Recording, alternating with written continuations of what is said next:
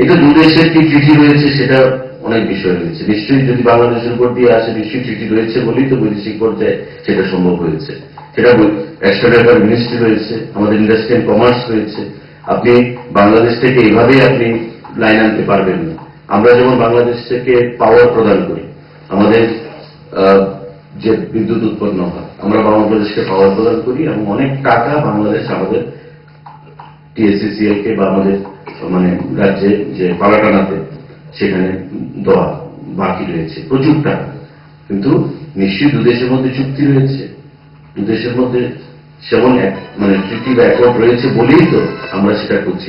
আদান প্রদান, ব্যবসা বাণিজ্য, রাজনৈতিক সমস্ত দিক থেকে, সায়েন্স এন্ড টেকনোলজির দিক থেকে, টেলিকমিউনিকেশনের দিক থেকে এগুলো এত সহজ নয়। অনেকে অনেক কিছু বলতে পারে কিন্তু ইমপ্লিমেন্ট করা এত সহজ নয় বিষয়টা।